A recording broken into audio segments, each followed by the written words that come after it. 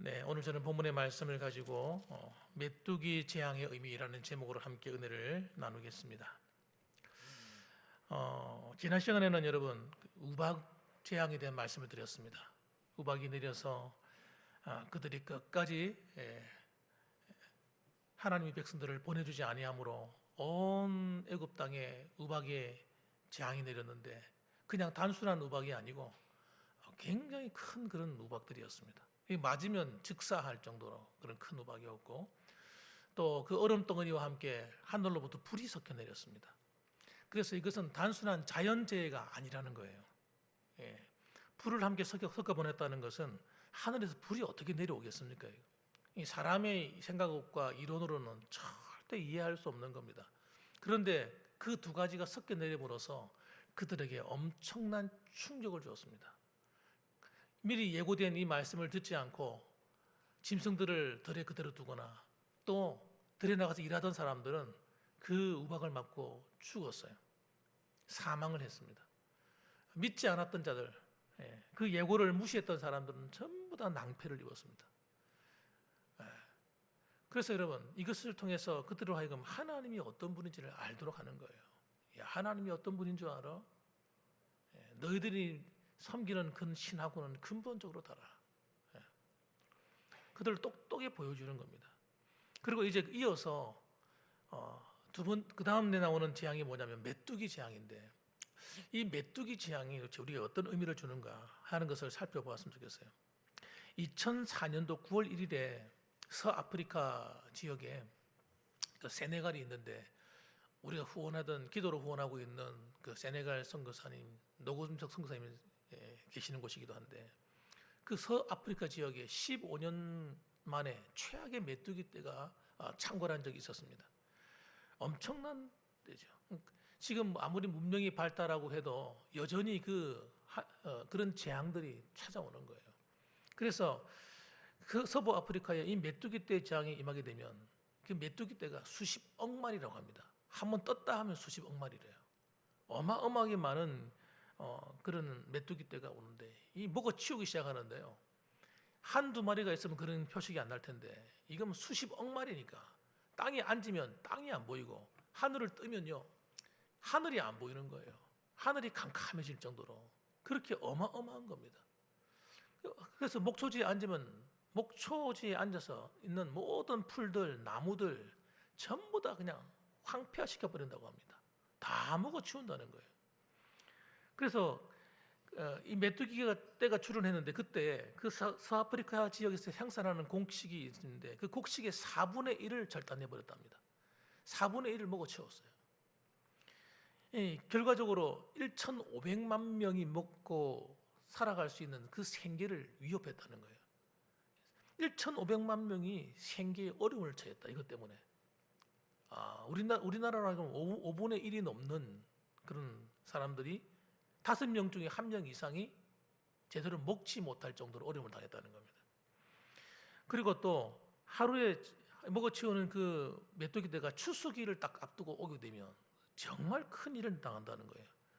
추수할 곡식의 40%에서 100%가 사라진다는 거예요. 그러니까 여러분 엄청난 거죠. 한 30%만 남고 나머지는 싹 사라진다는 겁니다. 소와 양들이 먹어야 될 그 목초지는 황무지로 변해버리고 그러니까 경제적으로 엄청난 치명타인 거예요. 그 당시에 이 애굽 땅에 임한 이 메뚜기 떼의 재앙은 이것보다 못하지 않았을 것이다. 더하면 더했지. 이제 우박이 재앙으로 인해서 막 농작물이 다 망가졌지 않습니까? 다 망가져 초 남아 있는 이것마저도 그냥 메뚜기 떼가 와서 싹 쓸어버렸으니까 와 진짜 큰 어려움을 만난 거예요.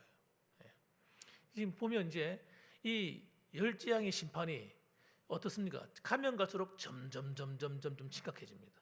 점점 더 더해지는 거예요. 처음에는 사람 목숨과 상관이 없었지만 사람이 죽어나가기 시작하고 그 다음에 경제적인 어려움이 조금 있었지만 갈수록 경제적인 재앙이 더 심해지고 가면 갈수록 더 어려워지는 거예요. 왜 하나님께서 이렇게 철저하게 애굽을 파괴하셨을까? 이건 완전히 파괴당한 거죠. 단순히 이스라엘 백성들을 그냥 보내주지 않기 때문이니까 그런 게 아니라는 거예요. 그건 두 번째고. 예.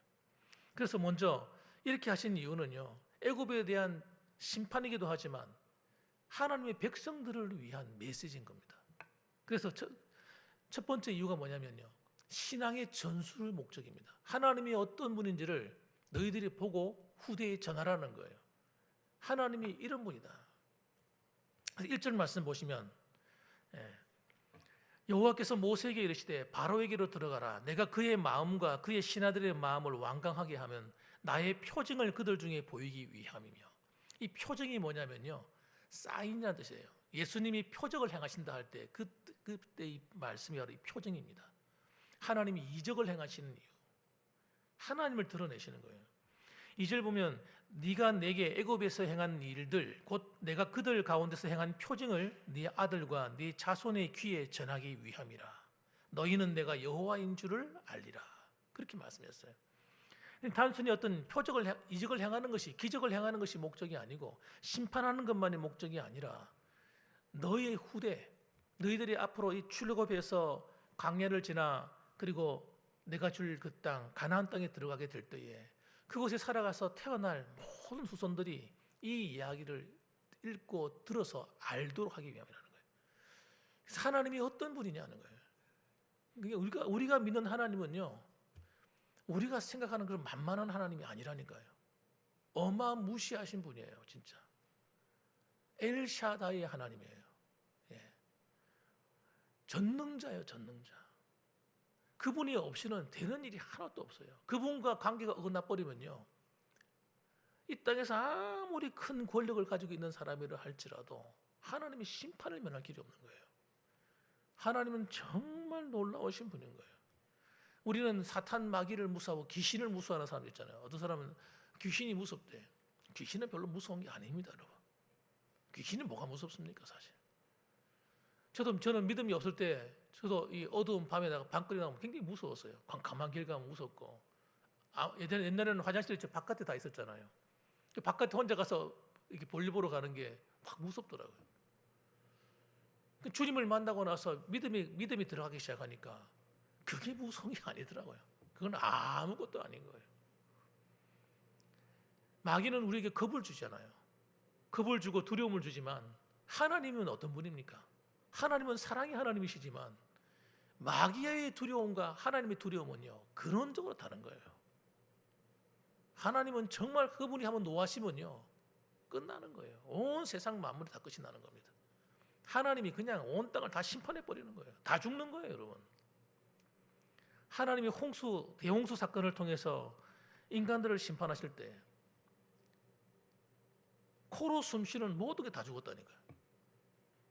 노아의 8식구 외에는요, 살려두질 않았어요. 마귀가 그렇게 할 수 있습니까, 여러분? 마귀는 그런 능력도 없을 뿐만 아니라 하나님이 허락해 주지도 않아요. 우리가 두려워해야 될 것은요, 마귀나 귀신이나 이런 나부랭이들이 아닙니다. 우리가 두려워해야 될 분은 하나님 외에 없습니다, 여러분. 온 인류가 두려워해야 될 대상도 하나님 외에는 없다니까요. 사람들은 이걸 잘 모릅니다. 예수 믿는 사람들도 잘 몰라요. 하나님이 그런 경외해야 될 대상인 줄 모릅니다. 하나님은 그냥 좋으신 하나님인 줄로만 압니다. 그래서 하나님을 만만하게 대하는 거예요.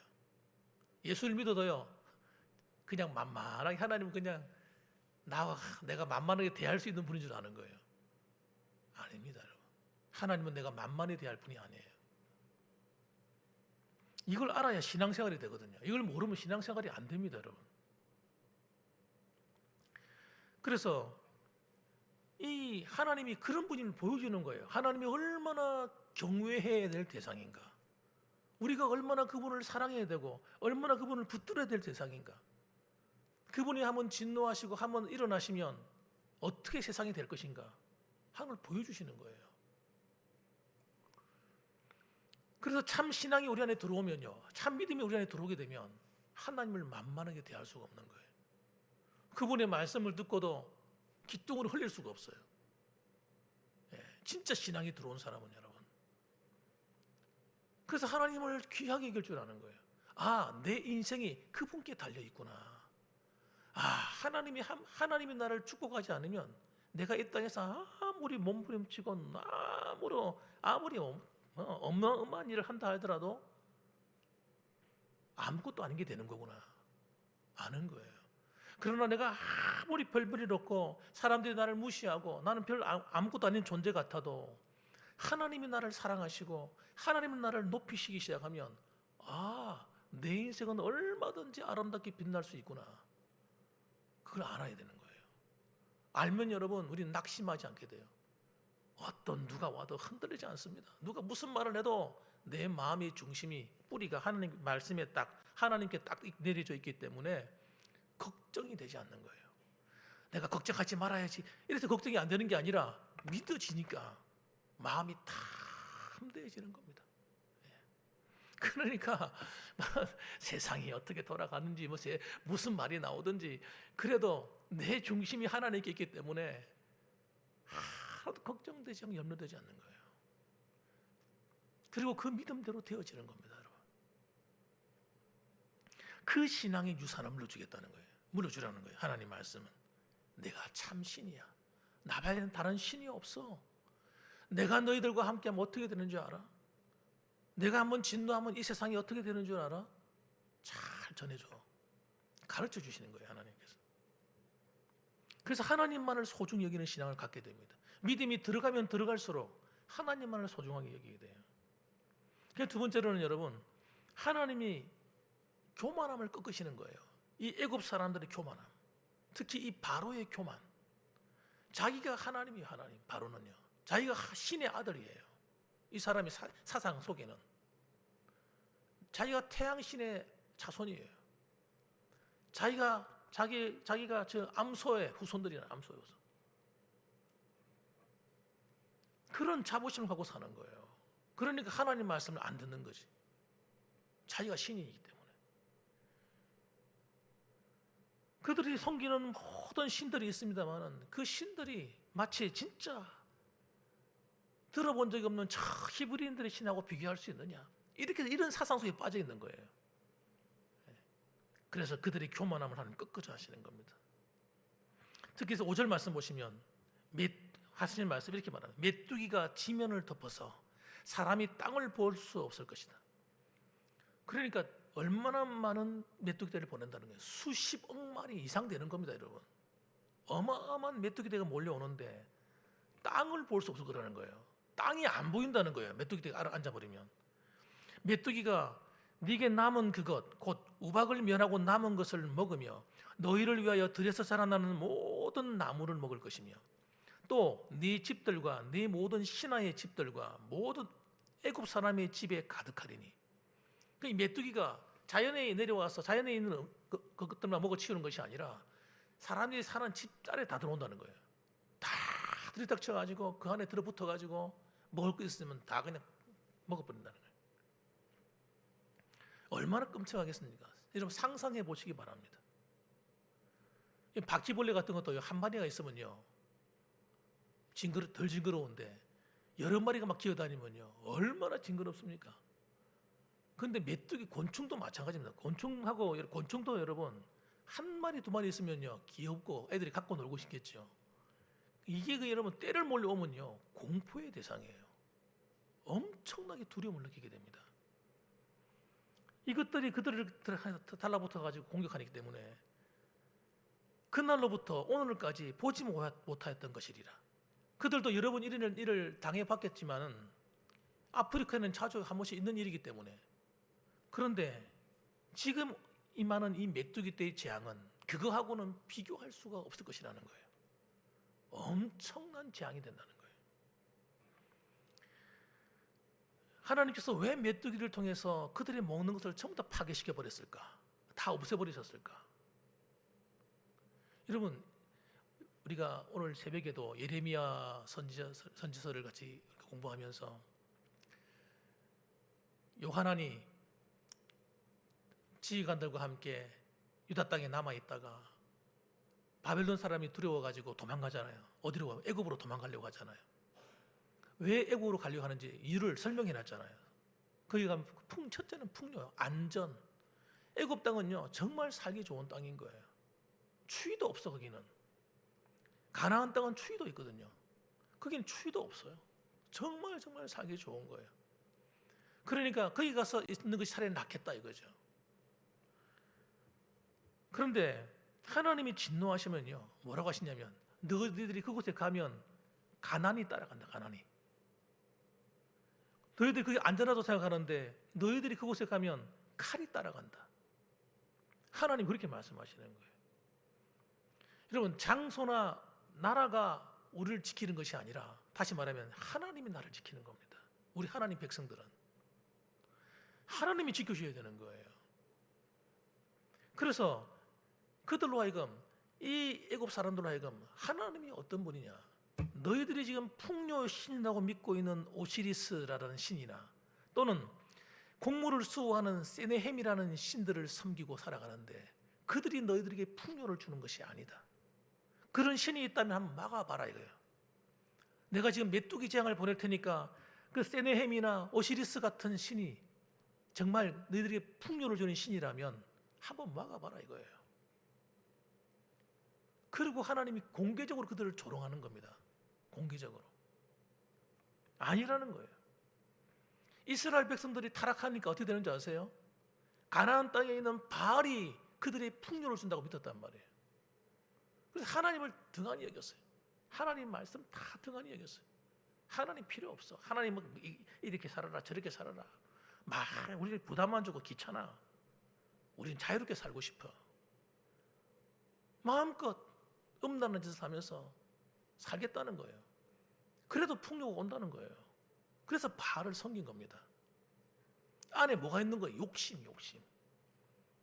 하나님 필요 없고 내 마음대로 살고 싶은 그 욕심 때문에 그 풍요를 쫓아간 거예요. 그런데 정말 바알이 그들의 풍요의 신 맞았습니까?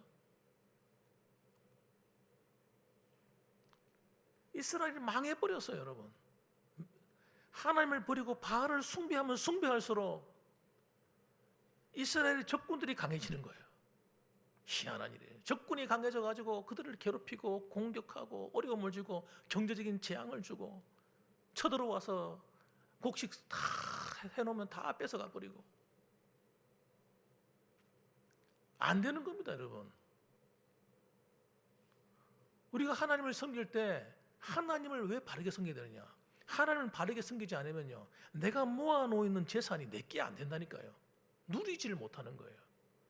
하나님은 후히 주시고 꾸짖지 않는 하나님이라서 우리에게 많은 걸 주실 수가 있는데 주셔도 우리가 그걸 지키지 못한다니까요. 내가 누려야 되는데 내가 모아놓은 돈을 누가 다 써요? 내가 못 쓴다니까. 다 어디 가고 없어요. 하나님이 훅 불어면 다 날아가 버리는 거예요. 풍요를 주고 누리게 하시는 분은 누구냐? 하나님 외에는 없습니다, 여러분. 아무리 우리의 조상들이 좋은 걸 다 물려주어도 우리가 믿음으로 그걸 감당할 믿음이 없으면요, 한순간에 다 날려버리는 거예요. 한순간에 사라지는 겁니다. 그래서 신앙생활은 여러분, 해도 되고 안 해도 되고 이런 문제가 아니에요. 열심히 해도 되고 안 해도 되고 이런 문제가 아니라 우리가 하나님 말씀대로 살아야 될까 말아야 될까 내가 선택할 문제가 아니라니까요. 그 길로 가야만 되는 거예요. 그게 안전한 거예요. 우리의 건강요, 성경에 다 나와 있잖아요. 하나님 지켜주신다고. 근데 말씀의 길을 떠나서 살아가면요, 자신 있는 그 건강이 지켜지질 않는단 말이에요. 이게 믿어져야 돼, 마음에. 아, 그래, 맞다, 맞아, 아멘. 이게 마음에 와닿아서 믿어져야 돼요. 에이, 목사님 무슨 소리 하세요? 사람 나이가 들면 병도 걸리고 몸도 안 좋아지고 다 그런 거지 뭐. 그렇게 믿는 사람 그렇게 믿고 사세요. 하나님이 지켜주지 않으면요, 내 건강이 내게 안 됩니다.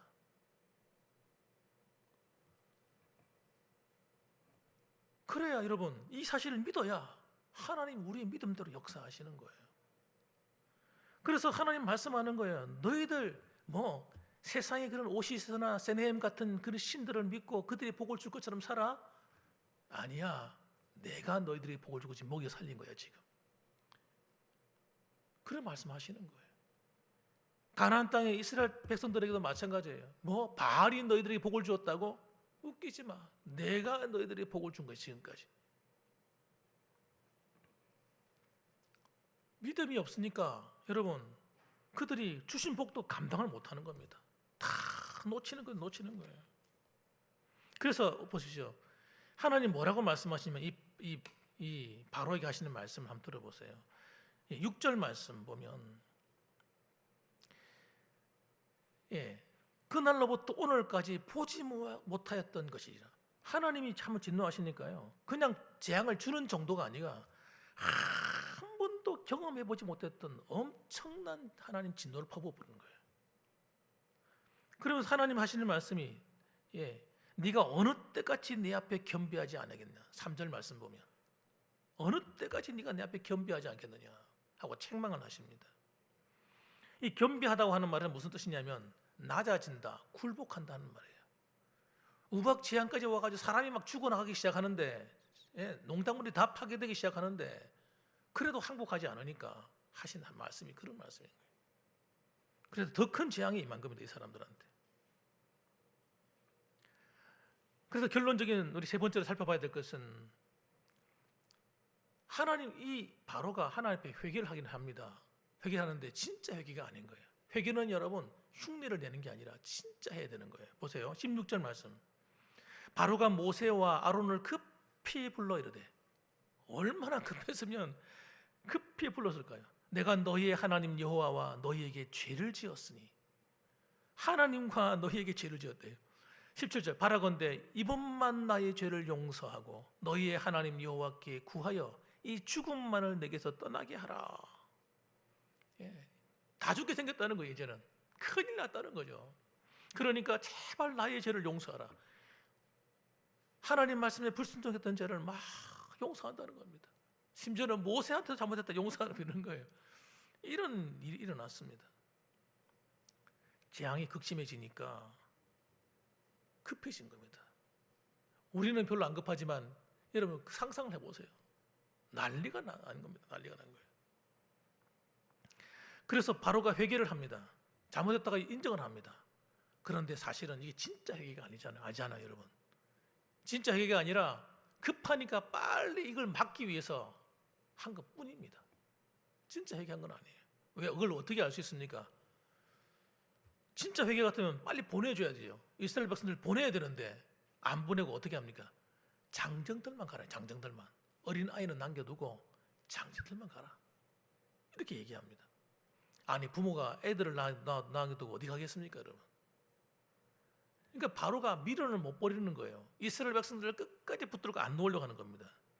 여러분, 마귀가 하는 일이 이렇게 하는 겁니다. 마귀가요 절대 안 놓으려고 합니다. 하나님 백성 안 보내주려고 합니다. 하나님 백성들이 잘 되는 거 못 보는 거예요. 끝까지 자기가 자꾸 늘어지는 거예요. 우리가 신앙생활 할 때 여러분 우리가 신앙생활이 어려운 이유가 바로 여기에 있습니다. 방해꾼이 있어서 그런 거예요. 우리가 하나님의 복을 받고 살아야 되는데 이 복 받는 꼴을 못 보는 거예요. 마귀가. 그래서 이 바로는요 세상의 왕 마귀의 상징이에요. 상징. 모형입니다. 모형. 우리 믿음의 길로 가는 거 다 알고 있는데 그 길로 못 가게 얼마나 방해하는지 몰라요. 우리는 하나님 말씀에 순종해 사는 사람이거든요. 그냥 불순종하도록 이유를 만들고 자꾸 그 길로 가지 못하도록 방해하는 거예요. 그래서 우리의 불행을 즐기는 거예요. 즐기는 거. 뒤에서 기분 좋아서 막 우리가 하나님 앞에 혼나면 좋아서요. 쾌제를 부르고 이스라엘이 망할 때 쾌제를 부르는 사람들 누가 그랬습니까? 에돔 족속들. 하나님께서 얼마나 그들을 진노 책망하시는지 몰라요. 이 에돔 족속들은요 망할 때 어떻게 망했느냐? 비참하게 망했습니다. 에돔이 사는 그 나라가 이 자연적인 요새로 되어 있어요. 바위로 되어 다 만들어져 있기 때문에 거기를 적군이 잘 쳐들어가지 못했습니다.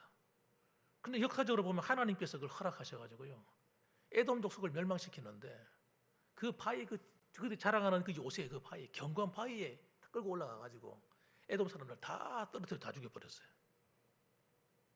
야, 하나님이 진노하면 이렇게 무서워요. 에돔 사람들이 사실 형제잖아요. 따지고 올라가면 야곱과 에서 형제지 않습니까? 그 에서의 후손이 이 에돔이 이 안에 뭐가 돼요? 아말렉이라는 후손들이 있어요. 아말렉은 철천지 원수입니다. 이스라엘 백성들을요 광야 때부터 시작해가지고 하여튼 틈만 남은 공격을 죽이려고 하는 거예요. 아주 못된 족속이 아말렉 족속인데 이 에돔 사람이에요.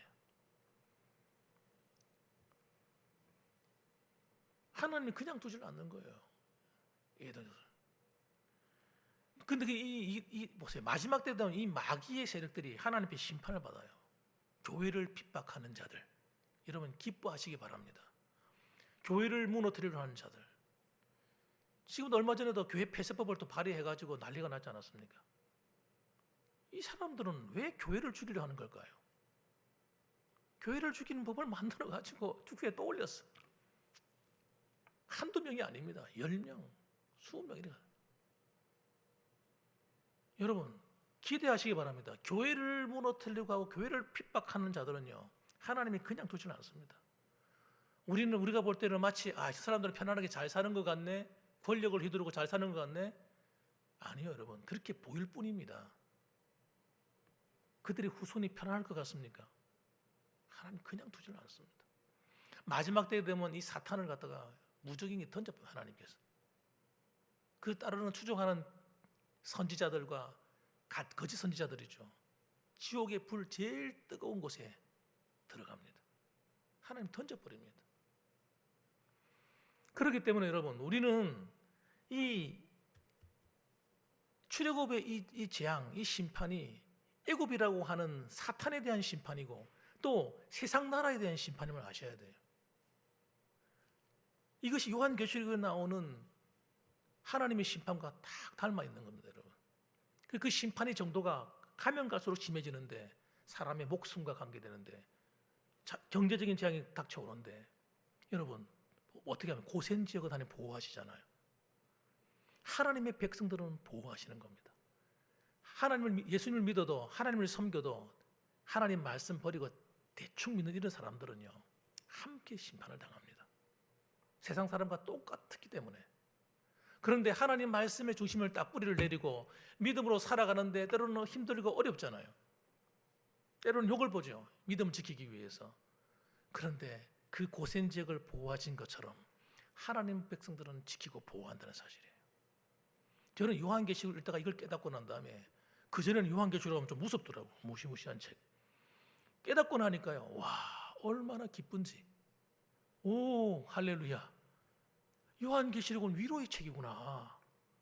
하나님이 우리 믿는 성도들을 위해서 비록 이 세상에 핍박이 있고 고난이 있긴 하지만 그러나 믿음을 지켜내는 성도들을 축복하시고 보호하시고 이 세상에 하나님을 대적하는 세력은 심판하시겠다는 말씀이구나. 할렐루야. 저는 얼마나 기뻤는지 모릅니다, 여러분. 사랑하는 성도 여러분, 그래서 우리는 어떻게 믿음 생활을 해야 되는 겁니까? 믿는 척하면 안 되는 거예요. 신앙생활을. 그렇게 하다 가면 큰일 나는 겁니다, 여러분. 이 땅에 살아가면서도 고난당하는 거예요. 세상 사람들과 똑같은 일을 당하는 겁니다, 여러분. 그러므로 우리는 깨어서 하나님 말씀을 붙들고 여러분 우리는 주님과 함께 살아가는 겁니다.